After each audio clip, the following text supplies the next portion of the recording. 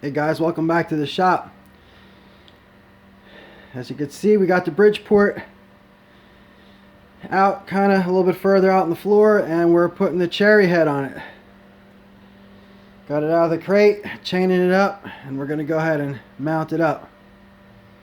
I'm going to see if I can get a favorable shot in here and get it, take a video of this going on the machine. Hey guys, so I was able to get this on surprisingly with not too much fuss. My biggest worry was that I couldn't get the main swivel screw on. I kind of felt like I was going to have an issue with that because it's there's not enough room here. And I thought if I was to swivel this, it would be too heavy for me to hold by myself. But as luck would have it, I was able to loosen up these 4 bolts. There's 2 on this side, 2 on the other side, and I was able to swivel the whole head down and get this bolted in with no problems. So yeah, the cherry head is on. At this point, I have to get my 3-phase over here. I have to put a couple plugs behind this Bridgeport. As you can see, I ran that lower steel tube, or it's an EMT actually, it's electrical tube. I ran that already up to this point, but I wasn't sure when I ran it where I was going to have the outlets, because I wasn't sure where this machine was going to actually end up exactly. So now I can go ahead and put some outlets there, and I'm going to continue this down the wall, because then at that point it's going to feed the 3-phase to the lathes that are down the way. And of course, pardon the mess over here, because that's just me. So I got this cherry head on. I cleaned it up a little bit. I oiled it. It works. I don't know how good the spindle is. We're going to try that once we get it plugged in, and we're going to find out. And then there's the situation about the collets. I'm going to need to purchase some collets. They're Bridgeport #2 collets. They're pretty rare and they're pretty expensive. So I'm going to keep, I found some on eBay, but they're a fortune. So I'm just going to bide my time. I don't need to use this right off. I don't have any jobs for this at the moment, so we're just going to, let it hang off the back of this Bridgeport. That was the idea. I'm kind of trying to find as many Bridgeport accessories as I can find. Obviously this is my hobby. This is not a production shop, so it doesn't really matter. But I wanted to clean it up. I wanted to take it apart, service it, paint it. There's just too much ahead of it. So, like I said, been sitting on the floor in a crate. I've been tripping over the crate. Obviously, I wanted to make sure it was in one piece and functional, because I did purchase it used, and if there was something majorly wrong with it, I wanted to know so I can contact the guy, in a timely manner, rather than waiting 6 or 8 months down the road, finally hooking it up and saying, "Oh, it's broken. What'd you sell me?" That's something that happens. Not saying that the guy purchases from would do that, but you never know. You don't know who you're dealing with on the internet these days. So here it is. It's on. I'm going to go ahead and push it back in the corner for now. Oh my God, it's heavy. It does fit like that. Just about at my zero. Actually, I'm a little over it, so I can bring it back to me a little bit. And then I'll tram the head out, and we'll be back in business. But I honestly don't think that I'm going to be able to fit the shaper head back in this corner.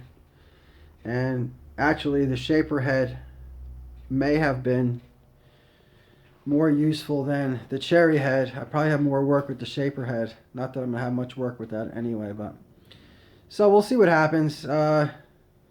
Worst comes to worst, I can always pull this off.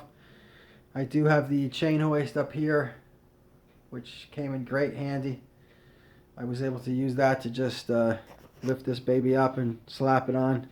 It went on a lot easier than I thought it was. I thought I was gonna have to struggle with it, but it seems like it was made to fit. So there you go, guys. That's my Saturday, working in the shop. So I hope you guys are doing good. I have plenty more projects coming up. Hopefully I'll have some projects with this cherry head as well. With the lathes, with the milling machines, surface grinders. So if you want to, please please subscribe. You'll get notifications of my my videos. I've got a buttload of stuff going on here. I'm going to make some new cabinetry for the back room to store a lot of my tools, my collets. I've been renovating this whole area here. I'm almost I'm done. I put some high up cabinets, stuff I don't use very often. I'm going to need a ladder to get up there, but that's okay. It's just sitting there. I'm going to build some shelves up here. I just bought a whole bunch of these plastic crates for all the tons of little parts that I have. So now I'm going to figure out where to put them. I might put them here above the above this lathe. I have my whole way to work down where I want to redo all the shelving. I want to make the shelving higher. I want to make it closer to the wall so it doesn't stick out as far. Plenty of stuff going on here to keep me busy for a long time. I'm working on my toolboxes. I actually I've got my bench straightened out more than it's ever been in a long time. So, you know, I want to pull down this pegboard. I want to put some different types of French cleat storage up here. There's a lot of stuff I can get rid of. I've actually bought a center cab like this for this second toolbox. These are very, very hard to come by. The one I bought is in pretty crappy shape. So I've got it taken apart. Had a couple dents in it. I'm going to fill it. I'm going to paint it. I already bought the paint for it. It's going to be some single stage activated urethane, so it'll be durable. I'd like to actually, these are actually just sitting on a piece of plywood on the floor. I'd like to get all three of these on wheels. I don't know how it's going to work out. It might not work out, but I need to move this whole tool set down about 2 or 3 feet.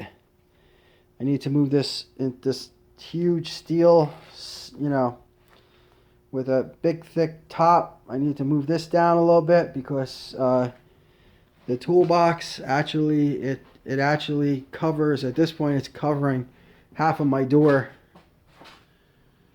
So I need to just move it down that far so I can go through the door properly like a regular human. But right now it's a little messy, but I have to tell you, truthfully, this is the absolutely cleanest and most organized it's been in a good 10 years. And there's a lot of stuff here that I can go ahead and put away.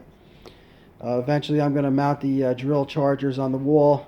I'm going to make a you know, like a portable charging station for them so I can move the chargers around. Or at least just hang them on the wall and forget about them because, you know, they're taking up horizontal space. The drill index will go, you know, there's a drawer for that. There's a drawer for the hex key index. I just picked this up. A nice start. It's a metric, but I got a good deal on it. So an indicator's an indicator. Metric American, I don't care. I'll figure it out and use it.